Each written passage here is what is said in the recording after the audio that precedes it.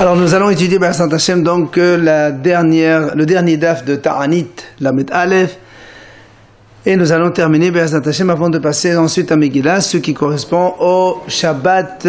Nous serons B'ezrat Hashem le 14 Tammuz. Alors nous étions à Daf Lamed Amud Bet, en bas de la page. Amar Rabban Shimon ben Gamliel, Lo hayu yamim tovim li Yisrael ka-15 b'av u'yom ha-kippurim. Et donc, dans la Mishnah, on a vu que Rabban Shimon ben Gamliel, il a dit qu'il n'y avait pas d'aussi belle fête pour Israël comme le 15 Av et le jour de Kippour. Alors, la Gemara a dit, Bishlama Yom HaKippurim, Mishum de'et beh selicha u'mhila, Yom shenetunu bo luchot ahadonot. Ela tu be'av mahi. Alors, la Gemara a posé une question. Je comprends. Tu me dis qu'il n'y avait pas de si belle fête que le jour de Kippour pour Israël. C'est une belle fête. Pourquoi? Parce que d'abord, il y a Slicha Umhila, donc c'est le jour où Hachem pardonne aux fautes de Am Israël. Et deuxièmement, c'est le jour aussi où les dernières tables ont été données. Rappelons, comme le fait Rashi, que le Moshe Rabbeinu est monté au ciel au lendemain des 10 commandements pour rester 40 jours et amener les tables et le hot. Quand il est descendu le 17 Tammuz, il a vu que les Bnei Israël ont fait le veau d'or, il a donc brisé les tables. Le lendemain, il est remonté 2 fois 40 jours, et il est redescendu donc le 10 Tishri, qui est donc le jour de Kippour, avec bien sûr les nouvelles tables de la loi. C'est pour ça qu'on dit que c'est un grand jour pour Am Israël. Ela tu be'av mahi. On m'a posé une question, pourquoi Rabban Shimon ben Gamliel a dit que le jour du 15 Av, c'est une grande fête? Pour quelle raison? Amar Rav Yehuda Amar Shmuel. Il a dit Rav Yehuda au nom de Shmuel. Yom shehutu shvatim lavo ze baze. Il dit donc c'était le jour où les bénis Israël ont autorisé les tribus à se marier les uns avec les autres. C'est en fait le problème qui a commencé avec les Bnot Zelofhad dans la parashat de ce Shabbat. Bnot Zelofhad, quand elles ont réclamé à Moshe Rabbeinu comme quoi leur père Zelofhad ben Hefer il est niftar mais qui n'a pas laissé de garçon, alors c'est qui va hériter donc les biens de ce Zelofhad. Moshe Rabbeinu leur a dit, après avoir consulté Hachem, qu'effectivement ce sont les filles qui vont prendre donc l'héritage quand il n'y a pas de garçon dans la famille. Sinon, les filles n'ont pas droit à l'héritage dans la Torah. Et Moshe Rabbeinu leur a conseillé que quand une fille comme ça, elle doit se marier avec un de la même tribu pour ne pas que pour ne pas que il y ait donc des territoires qui passent d'une tribu à une autre tribu. Mais finalement, après les Bnei Israël ont décidé que toutes les tribus peuvent se marier entre elles, même s'il n'y a que des filles, et c'était le jour du 15 Av, ce qui fait évidemment donc pourquoi, comme la Gemara a dit comme ça, Maïd Arosh, comment ils ont pu arriver à donner cette halakha, alors que dans la Torah c'est marqué que Velot Yisov Nahala. Il dit, parce que en fait, Hachamim ont expliqué le passage quand il a dit Zeh hadabar shesava Hashem lebnot Zelofhad. Quand la Torah a dit voilà ce que Hashem a ordonné au bnot Zelofhad, Vegomer, dabar zelo eno ela baton ze. Ça veut dire que cette idée-là ne concerne que les filles de Tzofhat de cette génération-là, comme Moshe leur a dit de se marier avec des gens de la même tribu que eux, c'est-à-dire de Ménaché. Ça veut dire que les autres tribus, et dans les générations plus tard, eh bien, les filles se marier avec donc des gens de notre tribu sans aucun problème. Voilà une raison pour laquelle, donc, comme cette décision a été trouvée le 15 Av, alors c'était un grand jour. Ça, c'est l'avis de Shmuel. Rav Yehuda au nom de Shmuel. Amar Rav Yosef, Amar Rav Nachman. Il a dit Rav Yosef au nom de Rav Nachman. Une deuxième raison pour laquelle le jour du 15 Av, c'est un grand jour. Yom Shehotat Shevet Benyamin Lavo Bakahal. C'était le jour où on a autorisé la tribu de Benyamin de se marier avec les autres tribus de Bnei Israël. Nous rappelons donc le fait historique, c'est l'histoire de Pileg et Shbe Givra, la servante de Givrat Benyamin. C'était lorsque donc des gens de la tribu de Binyamin ont violé une femme, et qu'ensuite après cela elle est morte. Et quand les Bnei Israël ont réclamé à la tribu de Binyamin de leur livrer les coupables, la tribu de Binyamin a refusé. Alors finalement les Bnei Israël se sont concertés entre eux et toutes les tribus d'Israël, les 11 tribus, ont déclaré la guerre contre la tribu de Binyamin. Malheureusement, il y a eu des centaines de milliers de morts et à la fin, les Bnei Israël ont gagné et on dit qu'il ne restait plus dans la tribu de Binyamin que 600 hommes seulement. Ça veut dire toute la tribu a été donc complètement éliminée, il ne restait plus que 600 hommes. Et alors, ואיש ישראל נשבע במספר לאמור, איש ממנו לא ייתן ביתו לבנימין לאישה. Alors les Bnei Israël à l'époque, ils ont donc juré entre eux que aucune des tribus ne peut donner des filles à ces hommes de Binyamin. Comme ça, Haz Shalom, ils ne se marieront pas, ils mourront, ils ne laisseront plus aucune trace de la tribu de Binyamin. Ça, c'était au début. Ensuite, après, les Bnei Israël ont regretté. Et ils ont dit comment Haz Shalom, il va donc manquer une tribu parmi les 12. Alors, ils ont décidé d'autoriser. Mais comme ils ont juré, comme ils ont fait, alors ils ont donc évidemment cherché, trouvé une explication. Maïdarouche, quelle explication ont-ils pu trouver? Amarav, memenu elomebanenu. Parce que quand ils ont juré, ils ont dit Ish memenu, un parmi nous. Il ne donnera pas sa fille. Ça veut dire, mais nos enfants, s'ils veulent donner leur fille, après, c'est pas un problème. Et donc voilà pourquoi, donc c'était cette façon de répondre à la question et d'essayer de trouver une autorisation. Alors évidemment, c'était la fête et c'était un grand jour, c'était le jour de 15 Av. Amar Rabbi Yochanan nous donne une troisième raison. Yom shekalubo mete midbar. Et dit Rabbi Yochanan, c'était le jour où les morts du désert sont arrêtés, ont cessé de mourir. Rappelons là encore que après le retour des Meragelim, malheureusement, quand ils ont mal parlé d'Israël, Hachem s'est mis en colère et il a décrété que les Bnei Israël vont errer dans le désert pendant une quarantaine d'années et que les 600 000 adultes d'Israël entre 20 et 60 ans vont mourir pendant ces 40 ans. Et on dit, Haramim disent comme ça, comme il y avait beaucoup de morts, alors Hachem a fait en sorte que le 9 Av, il y a donc une grande, enfin, ceux qui devaient mourir mouraient le soir du 9, le jour du 9 Av. Mais comme il y avait beaucoup de morts, si on fait 600 000, on divise par 40, on arrive à 15 000 par an.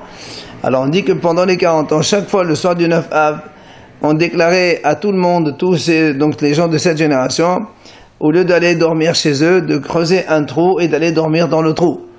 De telle sorte que le lendemain, que ceux qui sont en vie vont se relever et rentrer chez eux, et ceux qui sont morts, au moins ils ont déjà creusé leur trou, et il n'y a plus qu'à les enterrer, et à mettre du sable. Donc, ce qui facilite évidemment la tâche, sinon si on avait 15 000 à enterrer, c'est très compliqué. Seulement on dit que la dernière année, ils ont fait la même chose. Le lendemain, ils se sont tous relevés. Ces 15 000 qui devaient mourir ne sont pas morts. Tous se sont relevés. Alors ils se sont étonnés, ils ont dit peut-être qu'on s'est trompé de date. Alors ils ont fait ça le lendemain soir. Et là aussi, le jour du 10, ils se sont relevés. Ils se sont dit encore peut-être on s'est trompé. Le 11, le 12, le 13, 14, 15, quand ils ont vu la pleine lune, ils ont compris que la Xéra a été enlevée. Alors, donc on a défixé ce jour-là comme un jour de fête. Des Hamar morts dans la Gemara,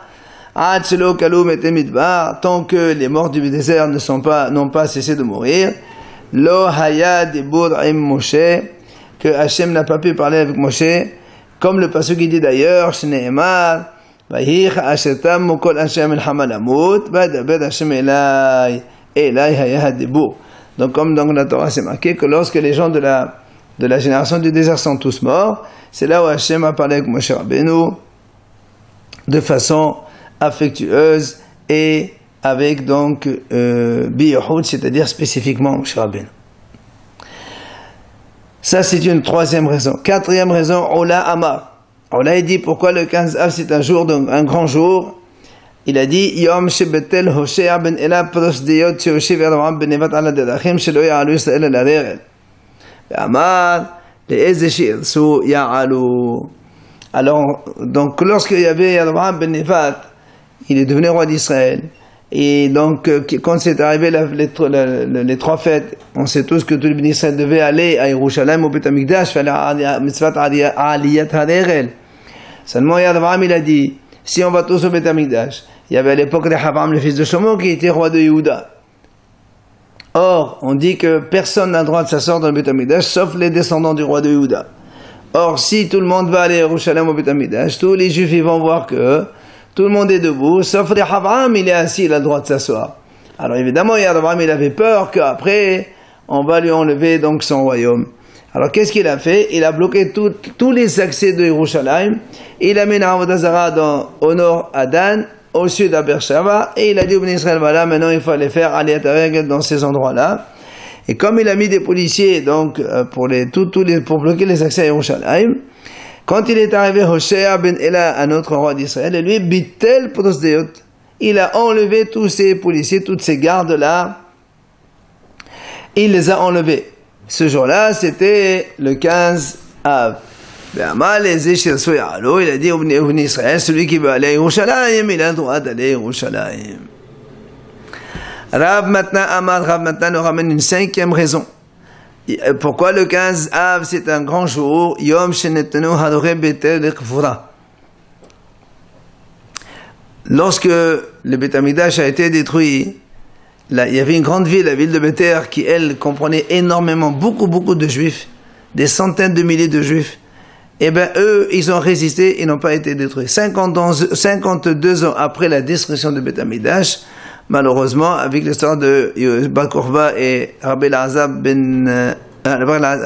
Hamodaï, finalement, les Goïms, ils sont arrivés et ils ont tué tous les Juifs qui étaient là-bas, ils ont détruit la ville de Béter. Et le roi qui a fait ça, il a pris tous les cadavres, il en a fait une barrière autour de son palais. Et ils sont restés comme cela pendant 7 ans, et ils n'ont pas pourri, et ils n'ont pas fermenté. Et Hachamim disent que le jour où donc il y a eu un changement de roi, et le roi a décidé donc de donner autorisation d'enterrer tous ces morts-là, c'était le jour du 15 Av. Yom Shenetenu Hadore Betel Ekvura. Et bien Amar Rav Matna, il a dit Rav Matna, Oto Yom Shenetenu Hadore Betel Ekvura, Teknu Bi Yavne Hatov Hametiv. Hatov Shelo Yesri'u Ve'ametiv Shenetenu Ekvura. Rav Matna a dit ce jour-là où on a autorisé d'enterrer les victimes de Béter, eh bien, les Hachamim ont institué à Yavne la 4e bénédiction du Birkat Amazon, Hatov et Hametiv. Pourquoi Hatov et Hametiv deux fois? Hatov, Hatov, qu'ils n'ont pas pourri, donc ces corps-là, pendant 7 ans, ils sont restés comme ça dehors. Et Hametiv, que Hachem a enfin autorisé de les enterrer. Rabba et Rav Yosef de Amnet Albayou. Rabba et Rav Yosef nous amènent encore une autre raison. Pourquoi le 15 Av c'est un grand jour? Parce que Yom Shepasco Melechot Asem la Ma'alacha. C'était le jour où on a interrompu de couper les bois pour le Beth Amikdash. Pourquoi? Parce que quand on amenait le bois au Beth Amikdash, ça devait être du bois qui était sec, qui ne soit pas véreux. Mais à partir du 15 Av, vu que la chaleur commence à diminuer, donc le bois devenait un peu véreux, on n'avait pas le droit d'amener ce bois au Beth Amikdash. Donc le 15 Av, on a arrêté de couper le bois au Beth Amikdash. Rabbi Eliezer Agadol, Détania, Rabbi Eliezer Agadol Omer, מ-15 באב ואילך תשש כוחה של חמה, ולא היו קוטין 20 למערכה לפי שינני ושין. Comme il a dit Rabbi Eliezer Agadol, à partir du 15 Av, la force du soleil donc faiblit, et on ne coupe plus alors le bois pour le Beth Amikdash parce qu'ils ne sont plus aussi secs qu'avant. Amar Rab Menashia ve'qaloleh Yom Tabal Magal. Rab Menashia a dit ce jour-là on l'appelait Yom Tabal Magal, c'est-à-dire on va casser les haches puisque maintenant à partir de ce jour-là on ne coupe plus le bois, donc la hache elle est cassée. Mais quand va Elach la Gemara continue à partir du 15 Av des Mosif Yosif ou de la Mosif, Yasef. Hachamim disent comme ça, à partir du 15 Av, vu que la journée, les nuits commencent à se rallonger, des Mosif, celui qui rajoute dans l'étude de la Torah, Yosif, il rajoutera. Par contre, là, Mosif, celui qui ne rajoute pas, il ne rajoute pas encore dans l'étude de la Torah, eh bien, Yasef. Alors on dit, la Gemara dit, Ma Yasef, c'est quoi ce Yasef? Yasef, donc c'est-à-dire, il va mourir, que Dieu préserve, donc, c'est pour ça qu'on dit qu'à partir du 15 Av, on doit donc augmenter le temps d'étude, puisque donc c'est le soir qu'on étudie le plus, et là on a les nuits qui se rallongent, on a plus de temps d'étude. Enfin, dans la Mishnah, on a dit Shebahen Benot Yerushalayim, on a dit que les filles de Yerushalayim, elles sortaient et elles faisaient, donc elles chantaient dans les vignobles. Tano Rabbanan, Hachamim enseignent, Bat Melech Shoelet Mebat Kohen Gadol. בת כהן גדול מבת סירן, ובת סירן מבת משוח מלחמה, ובת משוח מלחמה שמבת כהן הדיוט. בכל ישראל שואלים זה מזה, כדי שלא יתבייש למי שאין לו. Lorsque ces filles-là de Yerushalayim, elles sortaient donc dans les vignobles ce jour du 15 Av, eh bien, elles devaient chacune emprunter un habit chez une autre copine. Pourquoi? Pour ne pas faire honte à celle qui n'en a pas. Celle qui n'en a pas, au moins, elle demande à l'autre, et chacune, elle donc se fait prêter chez sa copine. Et comme on a une certaine hiérarchie, alors on dit que la fille du roi va donc emprunter chez la fille du Kohen Gadol, la fille du Kohen Gadol va emprunter chez la fille du Sgan, qui est donc le second du Kohen Gadol, c'est-à-dire le vice-Kohen Gadol ou l'adjoint, qui le remplace au cas où le Kohen Gadol il a un problème d'impureté le jour de Kippour. La fille du Sgan, elle empruntera de Bat Meshuach Melchama de la fille du Kohen qui est spécialement réservée pour la guerre. Au Bat Meshuach Melchama, mais Bat Kohen Idiot. Et celui-ci, donc cette fille, la fille de ce Meshuach Melchama, lui, elle va emprunter chez un Kohen normal. Et tous les bénis Israël, Shoalin, Zemizé, chacune, donc, elle emprunte à l'autre, comme dit l'Agmara, pour ne pas faire honte à celui qui n'en a pas. Après, on a dit Kola Kelim Teronin Tevila. Évidemment, tous ces habits-là, chaque fille, elle doit les faire donc immerger dans le mikvé, parce que on ne sait pas qui était tamé, qui ne l'était pas. Donc, pour ne pas faire honte à celle qui était impure et celle qui ne l'est pas, on met tout au mikvé. Amar Rabbi Lazar, la phénomène compagnon même s'ils étaient fermés et pliés et donc posés dans un écran, comme on dirait chez un écran, c'est-à-dire donc fermés dans un bon paquet cadeau, malgré tout, on les a amenés pour aller les téviliser. Comme ça, il n'y a pas de différence. Benot Israël yotzot vecholot bakelamim. On dit que les filles d'Israël sortaient, donc elles chantaient dans les vignobles. Tana, la Gemara enseigne, mi she'en lo isha nifna lesha. Et celui qui n'a pas de femme, il va aller là-bas justement pour trouver quelqu'un pour se marier. Alors la Gemara nous raconte ici Tano Rabbanan.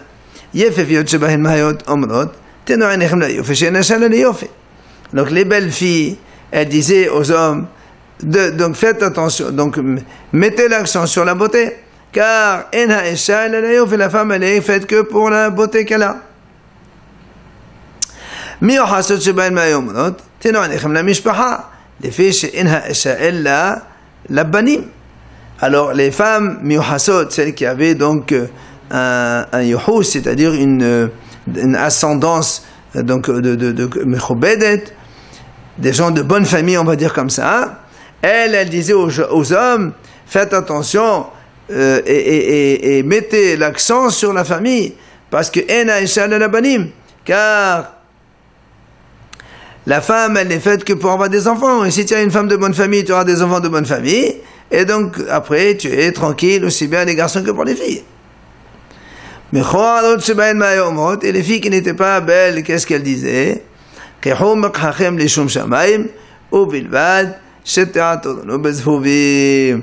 ils disaient, donc ces filles-là, prenez donc une femme les shum shamayim pour le ciel, c'est-à-dire les shem shamayim, ou bilbad, c'est-à-dire à condition que par la suite vous allez nous habiller, vous allez nous faire belle grâce à vous, et donc c'est comme ça qu'on pourra se marier. Amar Ola Bira'a, il a dit Ola Bira'a Amar Rabbi Elazar au nom de Rabbi Elazar. Atid HaKadosh Baruch Hu La'asot Mahol La-Sadiqim Bihu Yoshev Benhem Began Eden. Il dit, dans les temps futurs, Hachem va faire Mahol, un rond pour les tzadikim. Bihu Yoshev Benhem, et Hachem il se met au milieu dans le Gan Eden. Chaque tzadik il montre, il indique avec son doigt, il dit Shene'emar Ve'amar Bayom Ha'o Hine Elohenu Ze Kevenu Lo B'Yoshe'enu Ze Hashem Kevenu Lo Narila V'Nismecha B'Shu'ato.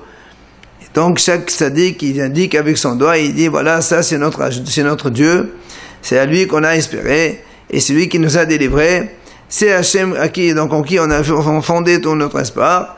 Narila V'Nismecha B'Shu'ato, nous allons nous réjouir par sa délivrance. C'est comme ça qu'on finit Baruch Hashem, donc Maser Ta'anit, avec la Simcha et la Yeshua. Be'ezrat Hashem, nous allons commencer à partir du dimanche, Maser Mechila. La Mishnah commence, Mechila Nichlet, Be'achad Asad, Be'shnem Asad, Be'shlusha Asad, Be'arba'a Asad, Be'hamsha Asad, Lo Pachot Ve'lo Yoter. La Mishnah commence, première Mishnah de Megillah, comme quoi la lecture de la Megillah peut se lire le 11, ou bien le 12 Adar, ou bien le 13 Adar, ou bien le 14 Adar, ou bien le 15 Adar. Lo Fachot, ni avant, ça ne peut pas se faire avant le 11. Lo Yoter, ça ne peut pas se faire au-delà du 15. Ça, ce sont donc les premiers mots de la Mishnah. Et Be'ezrat Hashem, on verra dimanche cette Maseret Megillah Bli Neder.